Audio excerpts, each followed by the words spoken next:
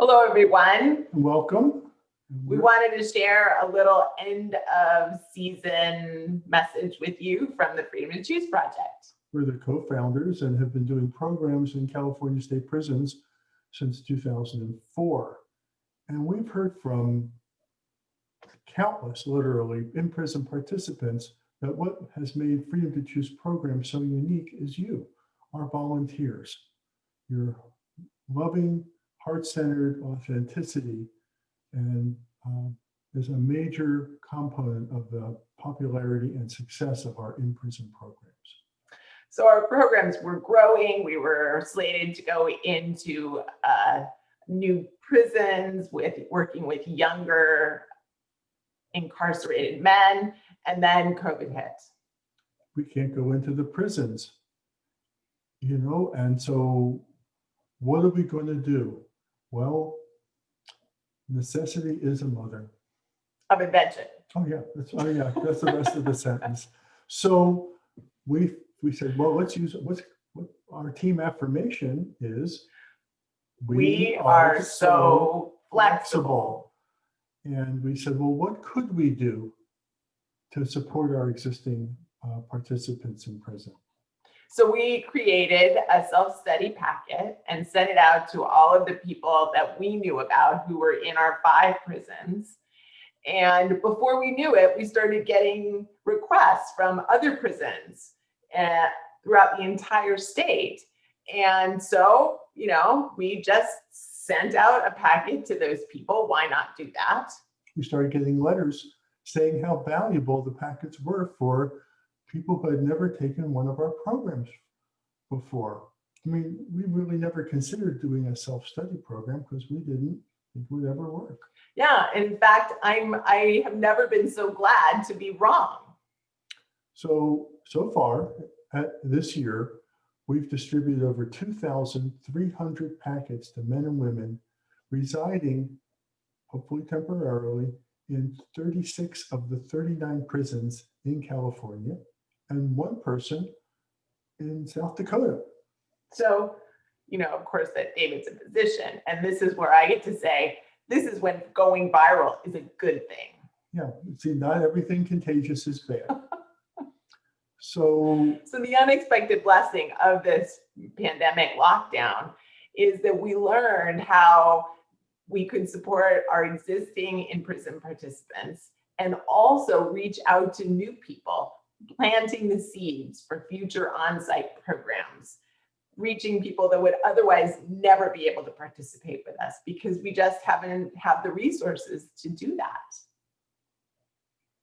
So we invite you, ideally, can you imagine we have people who already know about Freedom to Choose in 36 of 39 prisons. It makes it a lot easier to start in-prison programming. The limiting factor for us right now, once COVID is resolved, which we anticipate will be certainly by the end of 2021, is to be able to have the resources to do as many in-prison programs in addition to the continuing the self-study programs. So it turns out that the California state prison system has closed circuit television, CDCR TV, who knew? And part of our plan is to create little clips that they'll play on CDCR TV to distribute the Freedom to Choose principles, inviting people to participate in our self-study program, and also giving them a little bit of the Freedom to Choose gift in that moment, not only for the in-prison participants, but also for the staff members. We really recognized our Freedom to Choose moment when we had to deal with the COVID pandemic and its effect on our programming. So here's an opportunity to not just help the people who are incarcerated, but the people who are also working in the circumstances there as well.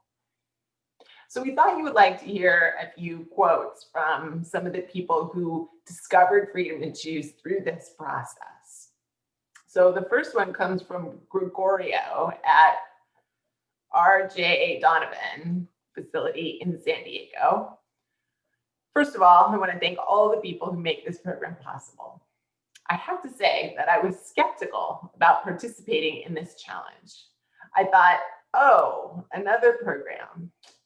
However, to my surprise, I experienced some wonderful things and learned things about myself that was hindering my recovery. Thank you so very much, and that's in capitals, for bringing healing into my heart. And we have a very heartfelt one from a man in San Quentin. And, you know, San Quentin was one of those prisons that had a massive outbreak of COVID and was in the news. And so he writes, first, I'd like to say that the Freedom to Choose Challenge was a source of calmness for me and my sanity. I really enjoyed the simple process of the challenge, followed by what you've learned or experienced. For me, the ultimate challenge was to be aware of that space where when I choose or decide to commit to an action, I have that choice. Breaking down the process helped me see that. And he signs his name, and he's from San Quentin. And of course, he's talking about the space that Viktor Frankl described, the space between stimulus and response, which the Freedom to Choose Project takes its name from. And we call that a freedom to choose moment. And we emphasize that recognizing and choosing a different response as in the introductory packets. So we're asking for your continued or new financial support for this program. Your donation dollars will go for creating curriculum and primarily for distributing the materials. In-prison programs sent by mail, which is what we're doing, you know, and return packets and so forth, back and forth.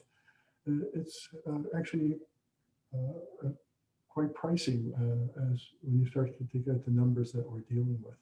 Well, and something I want to just add into that is when somebody receives a packet, that's not where our support ends. When they complete the homework that's involved in the packet, they send it back. And we have a team of volunteers who's been reading and reviewing the homework. And then they get a certificate, which is extremely meaningful to our in-prison participants that says that they completed that assignment. So, and if you'd like to, if you're hearing that for the first time and you'd be interested in participating, let us know with that aspect as well. So your donation dollars will really support the entire system for expanding the work for the self-study programs.